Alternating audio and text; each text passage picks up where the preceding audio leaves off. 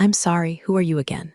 Bryce asked, smiling like a man who'd never used a seatbelt or a condom. That was the moment. The bullet that tore clean through 10 years of loyalty. He asked it in front of the entire project team during Monday review. A project I built from scratch. A client I'd onboarded myself when Bryce was still trying to grow his first beard. I stood there, holding the quarterly strategy deck. I'd stayed up till 3 a.m. refining. He pretended not to know me like I was the caterer delivering stale muffins. I'm Laura, I said, calm as glass. Senior client strategist. Oh, right, he said with a wink, tapping his phone without looking up. I thought you'd moved on. Not yet, I thought, but keep pushing. Before Bryce, my world was a machine, cold, overclocked, and running on blind ambition. 40-story glass walls, biometric scanners, oat milk in the breakroom fridge, and venom in the boardroom smiles. I knew what I signed up for when I joined Kellerman Strategic. This wasn't the place for yoga breaks or crying in stairwells. This was trench warfare in designer shoes, and I'd earned my stripes, burned out retinas from endless pitch decks, ulcers named after each quarterly review, and a Rolodex of clients who trusted me like family.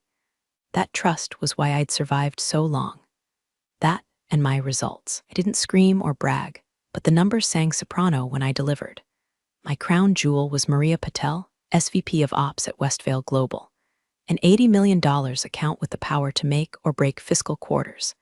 I'd spent 5 years making sure they never had a reason to leave. Birthday cards for her twins, midnight check-ins, a 6-hour flight rerouted once because she needed on-site support in Denver. I gave a damn. The firm didn't. Bryce arrived like a tech bro prophet.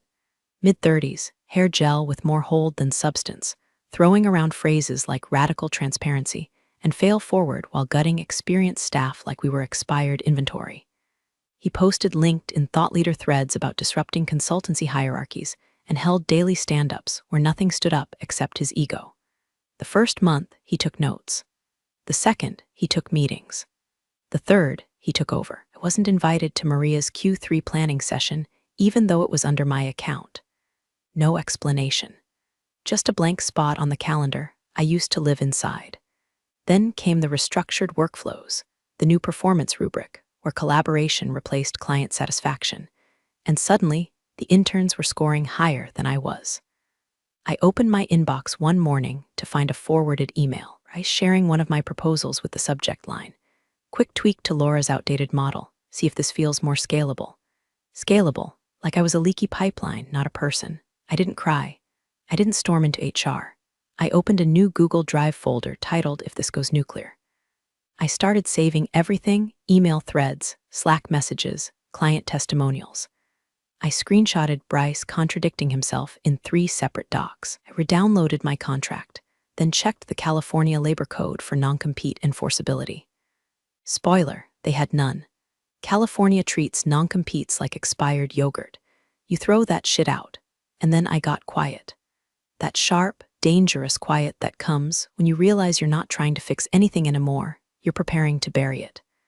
I reactivated my personal Proton mail, messaged a few old colleagues who'd been purged by Bryce's vision realignment. One of them, Rena, used to run analytics until she was replaced by a dashboard. Another, Jorge, was a miracle worker in client onboarding until his visa paperwork mysteriously got lost. I didn't ask for anything. Just hope you're well. Let's grab coffee sometime. They all replied within the hour. I kept showing up on time, wearing the blazer I called my armor. I let Bryce run his little cult. I smiled through his feedback about reimagining the client touchpoint. I watched him high-five junior staff like he'd invented mentorship. And I waited while Maria kept calling me on my personal cell. Waited while I filed my LLC paperwork in a downtown co-working space. Waited while the house caught fire and made sure I owned the water rights. It was 10:17 a.m. on a Thursday when my Outlook pinged with a calendar invite titled Quick Sync Exec Alignment. No agenda, no prep materials, just a gray box from the CEO's assistant marked mandatory. I knew before I clicked it. Something about the vagueness felt too curated, like a dinner party where you're the only one who doesn't know it's an intervention. The meeting room was already occupied when I arrived. CEO, Greg, wore Patagonia vests like armor, and Bryce, perched at the head like a frat boy promoted beyond his comprehension. HR was there too. Melanie, lips pressed so tight they looked stapled. Greg smiled, that corporate grimace people use before bad news, where empathy is just muscle memory. Laura, thanks for joining on short notice. We just wanted to have an open dialogue about cultural alignment. I didn't sit. Bryce leaned forward like he was auditioning for a TED talk. We've been evaluating team dynamics through a new lens of agility and future readiness. It's become increasingly clear that some legacy roles, while valuable in the past, may not map to the direction we're scaling toward. Translation: you're the past. I'm the pitch deck. Goodbye. Greg chimed in, eyes darting toward HR like he was worried he'd color outside the legal lines. This isn't about performance, or it's about evolution, about where we're going as a firm. Oh, I see, I said. And where's that exactly? The cliff. Melanie slid a folder across the table. Inside, a separation agreement, 6 weeks of severance, and a pre-written email I could send to ease the transition. We're offering a very generous offboarding package, she said, like I was supposed to curtsy. Does it come with Bryce's conscience, or is that still on backorder? Bryce smiled like he thought I was joking. I took the pen they offered, signed the line without reading. The click of the pen echoed like a gunshot. That's when I saw it, the flicker behind Greg's eyes. The one that said, why isn't she fighting this? Why isn't she begging? Because I'd already packed. Is that everything? I asked. Greg cleared his throat. Of course, we wish you nothing but the best. Your contributions have been appreciated. Sure, I said. And your dental work looks natural. Didn't wait for their fake handshakes. I walked out, heels clicking against tile like a countdown clock. I bypassed the elevator and took the stairs, 7 flights, not because I had to, but because I wanted to feel each floor peel off me like old skin. My desk was already boxed. Neat, too neat. The plants were gone. My mug that said, don't talk to me until Q2, missing. A blue post-it note read, property of facilities. I carried the box like a coffin, past the interns who suddenly found their screens riveting, past the glass meeting room where someone else was already sitting in my chair, using my clicker, running my roadmap. No one made eye contact, except Jules, my old assistant. She mouthed, I'm sorry, from behind a finance report. I nodded once. We'd said enough in silence. The lobby was warm from sun, gold light catching on the marble floor. That's when I saw her, Maria, leaning against a column like she owned it. Charcoal suit, leather-bound portfolio. She smiled, but not wide. Like she already knew. You're early, she said. I adjusted the box in my arms. You're right on time. She glanced down at the folder sticking out of my box, then back up. They finally did it. They finally did it. She didn't say, I'm sorry. She said, you hungry? I nodded. Because here's the thing, I had a lunch scheduled with Maria that day. It had been on the books for 3 weeks. Greg's calendar showed it. I saw it. No one asked me to cancel. And I didn't because I knew. Because when people like Bryce think they're playing chess, they forget some of us invented the board. The first time Maria and I sat across from each other, it was over rubber chicken at some god-awful industry conference in Phoenix. She was blunt, skeptical, and tired of salespeople trying to prove how innovative they were by showing her bar graphs in gradient blue. I didn't pitch her anything. I just listened, asked her what she hated about our competitors, then asked her what she hated about us. She gave me both lists. I wrote them down. That's when she started calling back. Over the years, we built something. Not friendship exactly, it was sharper than that. Mutual respect, laced with the occasional gallows humor about budget cycles and boardroom tantrums. She ran ops at Westvale like a drill sergeant with a spreadsheet. He didn't care about branding fluff. She wanted solutions that worked, and people who didn't lie about timelines. And Kellerman was slowly starting to fail both of those tests. By the time Bryce arrived, Maria was already irritated with the firm's pivot toward scalable synergies and off-site ideation retreats. After a quarterly review where Bryce interrupted her 4 times in 6 minutes and then mispronounced her CFO's name, she called me from her car. Used to treat us like partners. Now I feel like I'm buying from a vending machine that talks back. I didn't say much, just made a sound halfway between a sigh and a growl. But later that week, when we were sipping overpriced coffee in a booth at Gables on 5th, I asked her the question that had been scratching behind my teeth for months. What if, I said slowly, you worked with someone who actually listened, who didn't care about buzzwords or QBR fireworks, just outcomes, real ones? Maria didn't flinch. She didn't laugh. She looked at me for a long beat and said, you starting something? I shrugged, not yet. She tapped her nail on the rim of her cup. If you do, I want a proposal. Quietly. That was 5 months before the firing. 2 months before I started sketching org charts on cocktail napkins at midnight. 1 month before I called Iris, my lawyer since my first unpaid internship, asked her what I'd need to make a clean break if I ever chose to jump. Start by forming the LLC. Don't wait for the divorce to buy the new house, she said. California doesn't enforce non-competes. You're not stealing clients if they walk toward you. I looped in Ray, my accountant, asked him how to structure it to keep liability airtight and taxes honest. Make it boutique. Flat structure, lean ops. You want speed, not legacy. I filed the paperwork under a boring placeholder name, Dovetail Solutions LLC. Clean, nondescript. The kind of name that doesn't scream anything until you see the results. And still, I didn't push Maria. I didn't pitch. I didn't sell. I waited. Because I knew what it felt like to be circled by wolves in Armani. The harder you chase someone like her, the faster they dig in. So I gave her space. I kept doing my job, kept delivering, even as I watched the firm dig its own grave with every quarterly buzzword bonanza. Then came the lunch 2 weeks before the axe fell. We met a little hole-in-the-wall place Maria liked because the tables were cramped and the waiters didn't hover. Over lentil soup and dry sourdough, she pulled out her iPad and said, "Okay, I'm ready." I blinked. "For what? Your idea? Show me what it looks like." I didn't even have to reach for my bag. The deck was already in there, not branded. Just simple slides, workflows, timelines, a sample team roster of people I trusted more than my own reflection. She read it cover to cover in 10 minutes. Didn't speak, just nodded a few times. Finally, she said, "You're underpaid, overqualified, and the only one I trust not to bullshit me." That a yes, that's a let's keep talking. I walked out of that lunch floating 2 inches above the sidewalk, already planning the next steps in my head. Office space, legal, retainer, insurance, hiring.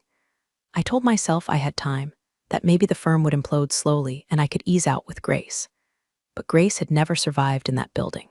So when Greg handed me the folder and Bryce tried not to smirk, I felt something strange, not fear, not even rage, clarity, because this wasn't betrayal, it was evolution.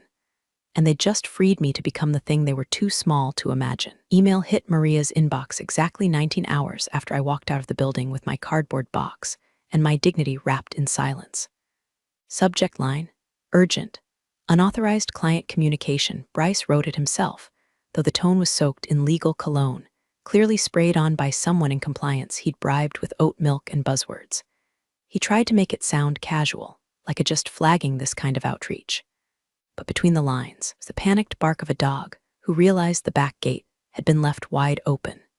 Maria just wanted to proactively reach out regarding any communications you may have received from Laura Kaplan. As you know, she is no longer with Kellerman Strategic, and while we wish her the best, we must also clarify that she is legally restricted from soliciting any of our clients. Engaging with her directly could be problematic for all parties involved. Problematic, like I was black mold. Maria forwarded it to me with no subject line, no commentary. Just that digital silence that says more than a screaming voicemail ever could. I read it 3 times. My hands didn't shake. My heart didn't race. I just took a deep breath, sipped my coffee, and typed a response I never sent, tell him to eat glass. Instead, I called Iris. "He's bluffing," she said, before I could even finish reading the email aloud. California law makes non-competes unenforceable. They'd have to prove malicious interference, and you've got documentation proving Maria approached you first. They try anything louder than a warning, we'll answer with discovery. And Bryce does not want discovery. Still, just for show, I pulled up my original employment contract and read every clause like scripture. I knew every inch of it already. I'd annotated it in red pen back when Bryce first started inching toward my throne. No non-compete, no client exclusivity clause, and no language that prohibited a former employee from accepting business that came to them voluntarily. I could throw a BBQ in the parking lot, and as long as I didn't say come with me, I was legally untouchable. That didn't stop Kellerman's legal team from trying. 3 days later, letter arrived on my doorstep via courier. Thick envelope, bold header, cease and desist. It was all bark. Accusations of circumventing client communication channels and retaining confidential insights.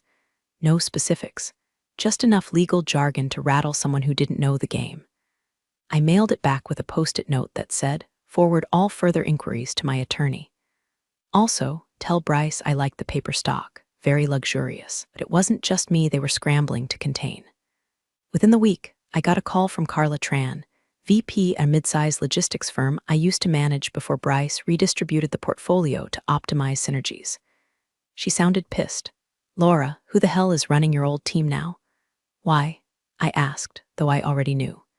They just sent over a scope doc with 4 typos, a pricing tier we didn't agree on, a paragraph copy-pasted from our competitor's website. I almost apologized out of habit.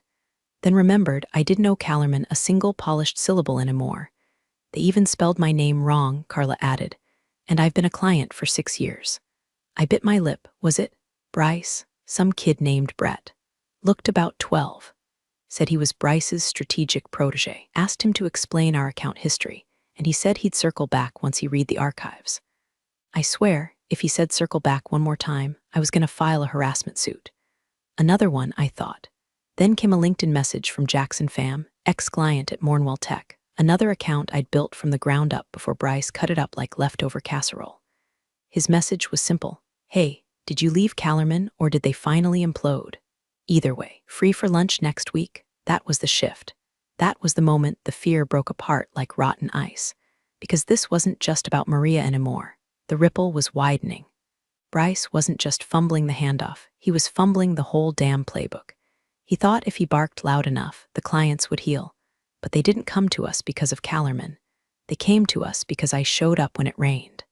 Because I remembered their kid's name. Because I made them feel like they weren't just revenue streams in overpriced shoes. And Bryce, he was learning that charm doesn't scale. Not when it's fake. So I sat at my kitchen table, stared at the cease and desist letter still lying unopened on the counter, and smiled. I didn't need to poach anyone. They were already walking toward me. I didn't send a single recruitment email, no cold calls, no exciting new opportunity LinkedIn blasts. No poaching, no promises, no desperation. I just started showing up, quietly. A Tuesday lunch with Rena, my old analytics lead, a Thai place neither of us had been to before. We didn't talk about the firm for the first 30 minutes, just swapped horror stories about landlords and which streaming services were still worth the price. Then, over pad ki mao and an extra singha, she leaned in and said, "You were the only reason I didn't lose my mind back there." Didn't respond, just sipped my drink. "If you ever do anything," she added, "I want in." 3 days later, I met Jorge, the onboarding wizard Bryce discarded because he wasn't brand forward enough. We sat on a park bench with coffee lids still steaming, pigeons flapping like they knew secrets. Brett tried to run my playbook, Jorge muttered, shaking his head. Lost a 6-figure client in 2 weeks. You could feel the panic in the Slack channels. "I'm not recruiting," he said, "just catching up." He nodded. "And I'm just handing you this because it fell into my lap." He slipped me a folded printout, spreadsheet, time logs, client hours recorded on dates where no work had been done, double entries, phantom meetings. It was like someone had rubber-stamped every line item with a shrug. Bryce's team was padding invoices so obviously, I half expected to find LOL in the memo column. I didn't say anything, didn't even raise an eyebrow, just slid it into my bag and changed the subject to baseball. But my pulse was doing cartwheels. I was walking a tightrope with gasoline in my pockets. Every conversation was a balance between curiosity and plausible deniability. I never initiated, I never pitched, I just listened. People wanted to talk. They needed to talk. Callerman's culture had turned into a meat grinder in a glass tower, and the churn was making people sloppy and scared. One night, my phone buzzed at 11:47 p.m. Unknown number. I almost let it ring, but something in my gut told me to pick up. "Hi," the voice whispered, shaky and young. "Is this Laura Kaplan?" "Yes, I don't know if I should be calling, but I was on that call, the one with Bryce, where he said the invoice numbers just needed to look cleaner. I have the recording. I didn't mean to. Zoom auto-recorded and I saved it. I sat up in bed, heart cold and still like it was afraid to move. "Why are you telling me this?" "Because I thought someone should know, and I trust you more than anyone still working there." Her name was Talia, junior analyst, 2 years out of college, still remembered birthdays and said thank you after team meetings. She sounded scared but clear. "I haven't shared it with anyone yet," she said, "but if they come after you harder, I will." I told her to do nothing, to stay invisible, protect herself above all.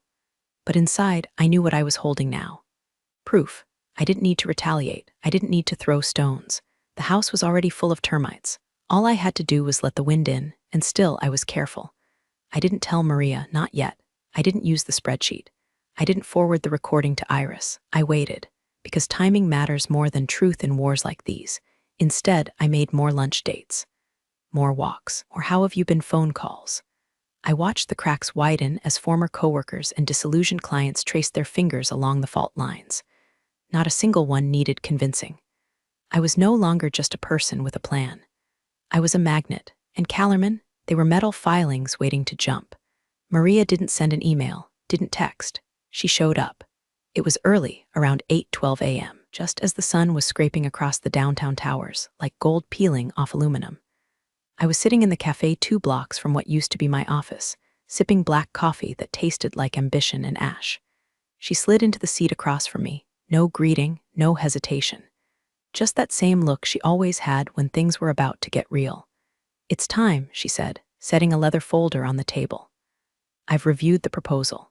Run it past legal. Compliance signed off yesterday. We're ready to transition." The weight of her words didn't hit like a trumpet blast. It settled slow and heavy like snowfall on a cracked roof.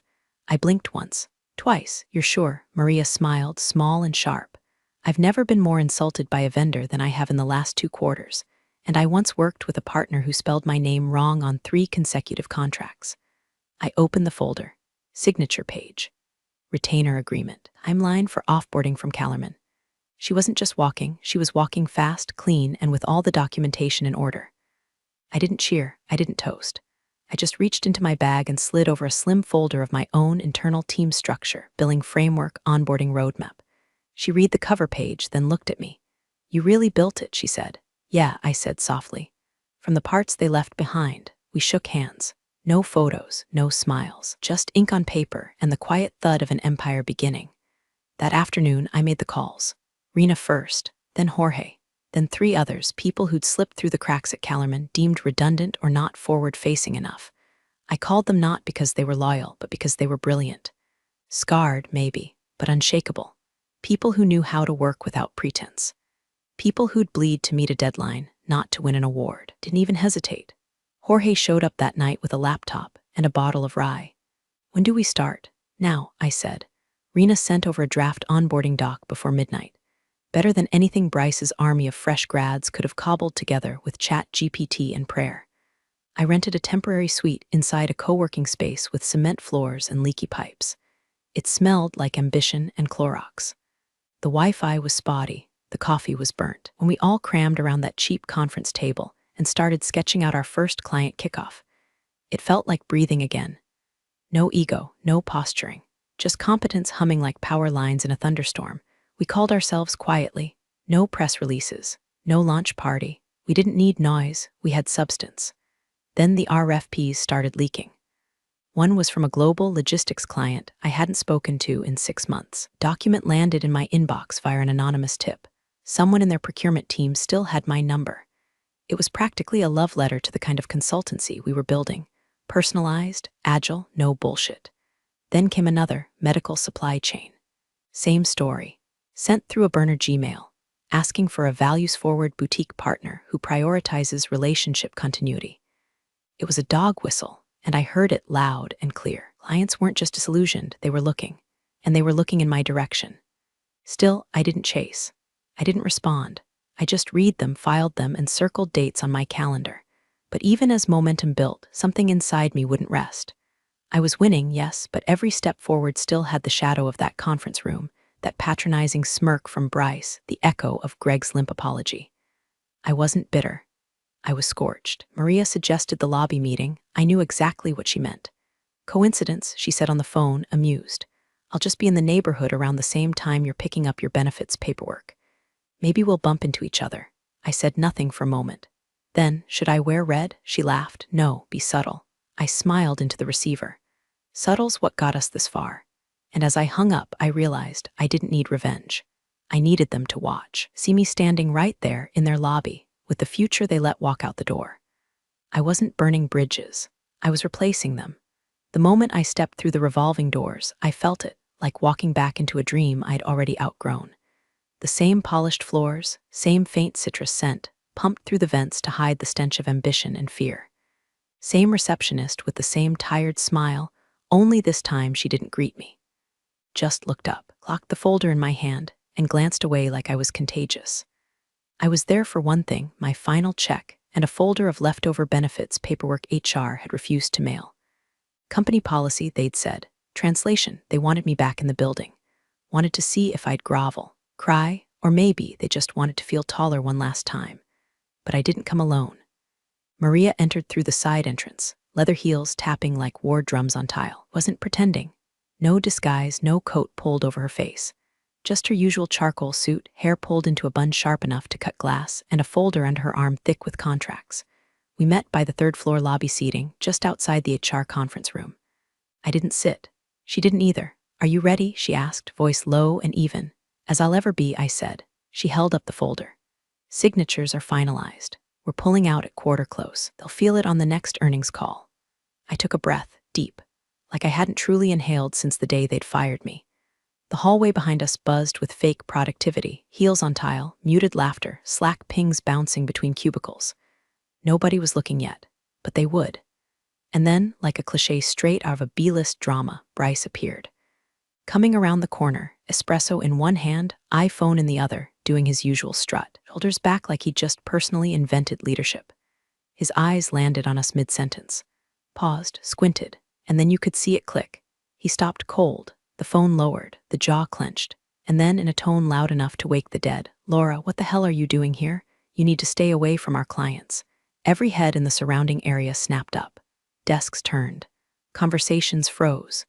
Even the fake ficus by the copier looked like it wanted to watch. Rhea turned to face him, calm as a lake before a hurricane. "I was finalizing our new contract with her," she said, every word cutting like a scalpel. "We're leaving you," it echoed. You could feel the oxygen leave the floor.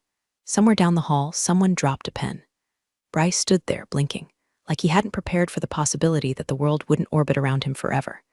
"No, you can't just." "I can," Maria said, cutting him off. And I did. He didn't raise her voice, didn't flinch, just turned back to me, handed over a signed copy of the transition plan and said, "I'll have the team reach out Monday. Good luck with the audit." And just like that, she walked out. I stood frozen, folder in hand, Bryce breathing heavy behind me like he was trying to summon a rebuttal, but couldn't find the vocabulary for failure. I didn't turn around. Just walked to the front desk, signed the HR release papers, left the building without looking back.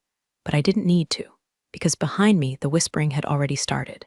Did she say contract? Wait, Maria's account? Did they lose Westvale? Slack lit up like a Christmas tree in a meth lab. I knew it without even seeing the screen. Somewhere in the bowels of that building, Greg would be sweating through his vest. HR would be running risk assessments. Legal would be calling for damage control. And Bryce be trying to rewrite history fast enough to save his own skin. But it was too late. They didn't just lose a client. They lost the client. And everyone knew it. Slack blew up like a dropped match in a fireworks warehouse. First came the passive-aggressive emojis, those red exclamation marks after Bryce's urgent message about recent developments in our client portfolio. Then came the veiled chaos. Threads spinning off like rogue satellites. #client alert, #escalation Maria, #brand risk assessment, someone tagged legal. Someone else posted a screenshot of a client's auto-reply that read, "We're evaluating our partnership moving forward." And then a file popped up, an RFP request from Westvale addressed to Dovetail Solutions LLC. Open, public, unfiltered panic. By noon, Bryce was in a war room with 3 senior partners, Greg included. Word was, he tried to spin it, said Maria was coerced, misled, emotionally manipulated. Someone in the room asked for proof. He had none. By 1 p.m., he was white as printer paper, pacing with his blazer off and his deodorant failing. Then another shoe dropped. Carla Tran's company formally terminated their retainer, citing a pattern of billing irregularities and a decline in operational integrity. The statement was short, clean, lethal. They'd CC'd legal. Word inside was Carla didn't even take the exit call, just had her assistant forward a Dropbox folder of errors, some of which Bryce had personally approved. By the time a second client walked, quietly, no press, just a vacuum of revenue and a note that said ethical misalignment, the partners started whispering terms like breach, fiduciary exposure, and emergency vote. I didn't witness any of it. I was at home, in sweatpants, slicing peaches and listening to Miles Davis. That's when HR emailed. Subject, questions regarding client departure. They didn't accuse me of anything. Just asked for clarification, like maybe I'd slipped and bumped into Maria on accident. Like maybe we could talk this through, water under the bridge. They even used the phrase mutual understanding, which is corporate for please don't sue us for defamation. I forwarded it to Iris. He responded with a single line. All communication should go through counsel moving forward. Also, they're scared. Enjoy it. But I didn't enjoy it. Not really. I watched from the outside as the building I once sacrificed my sleep, health, and damn near my identity for began to eat itself alive. Greg held an all-hands call where he tried to sound steady, but stumbled over the phrase strategic resilience. Someone leaked a screenshot of Bryce sweating through a one-on-one where he tried to blame interns for invoice padding. Then the post dropped. Maria's LinkedIn. A full-throated, beautifully restrained testimonial with the surgical precision of a courtroom exhibit. True leadership is rare. It doesn't scream, it delivers. I'm proud to announce our new partnership with Dovetail Solutions, led by the incomparable Laura Kaplan. Sometimes the people who make the biggest impact aren't the loudest in the room. They're just the ones who refuse to cut corners. Onward. The engagement blew up. Comments from C-suite execs, operations leads, consultants from 3 continents. Messages like, about time, long overdue, following closely, congrats. Some of those names were still under contract with Kellerman. That post didn't just make a statement. It hung a vacancy sign outside their ivory tower. Clients started poking around. Quietly, carefully, but they were looking. Justice came not with sirens, but with silence, with inboxes that stopped pinging, with phone lines that stopped ringing, with corridors that echoed too loudly when Bryce walked through them now. I didn't smile, I didn't dance. I just watched the dominoes fall and wondered how I ever thought that place deserved my loyalty in the first place. That night, at 6:12 p.m., I got a text. Unknown number. Laura, this is Scott Beltram. Senior partner, Kellerman. Off the record, can we talk? I stared at it. My stomach didn't flip. My hands didn't shake. I simply typed back, depends what about. His reply came seconds later. Let's just say some of us are tired of betting on the wrong horse. I have a proposition. One I don't trust anyone else to hear. Scott Beltram looked like every high-dollar partner who never got his hands dirty. Suit worth more than my first car. Olex peaking just enough to imply importance. And that practiced grimace executives, where, when they're about to say something they think sounds humble. We met in the back of a boutique hotel bar, one of those faux rustic places with Edison bulbs and $19 cocktails named after dead philosophers. He didn't order anything. Just leaned in across the reclaimed wood table like this was a scene in a spy film. I'll be straight, he said. You're bleeding us out. I raised my eyebrows but didn't speak. Let the silence breathe. We want to make you an offer. Not out of desperation, he added, the lie so obvious I didn't even blink, but to reposition the value chain, white label. We fold a portion of our client portfolio under your brand. On paper, it's seamless. Behind the curtain, you manage the service delivery. You keep your margins, we retain appearance. Everyone wins, everyone except Bryce, I thought, who, assumed, was currently hiding in a supply closet writing LinkedIn posts about learning through adversity. Scott slid a folder across the table. Breakdown of clients, revenue projections, a lump sum figure that could funded my company for a decade. I closed the folder without reading a word. No. His jaw shifted. I don't think you understand I understand perfectly, I said, calm and final. You want to borrow my credibility because yours is in freefall. Want the appearance of continuity without earning it. And you want to insulate yourselves while I take the risk. I didn't walk through fire just to light your path. He said nothing. I appreciate the offer, I added, but I've already built something better. I stood, thanked him for the meeting, and left without looking back. The office wasn't big, but it was mine. A third-floor corner suite with high ceilings, fresh paint still smelling faintly of new beginnings, sunlight cutting clean through the windows like it had been waiting for me. Minimalist design, no clutter, no noise. Just a matte black desk, a bookshelf half full of strategy texts and client thank you notes, and a single frame on the wall. A photo of the original Dovetail team crowded around a folding table, laughing with mouths full of takeout noodles. On the glass door, Laura Kaplan, founder Dovetail Solutions, the first time I saw my name in vinyl. I stood there and traced the letters with my finger, half expecting them to vanish. On my desk was a chilled bottle of champagne, gold foil catching the light. Taped to it, a note in Maria's angular handwriting. We made the right choice. I sat down, finally, not rushing, not fighting, not defending my seat at someone else's table. I was the damn table now. I poured a glass. Let the bubbles fizz out and settle. Took a long sip, then another. My phone buzzed once, news alert. Longtime consultancy suffers mass client defection. Insider says, they bet on the wrong person. I smiled. Not the smug kind, not the revenge-fueled kind. The kind you wear when the noise fades, the doors close, and you realize the war is over. And you won. Big thanks, you legends of the old office days. Subscribe to keep the switch-flicking chaos alive. Your ex-boss is shaking in their loafers.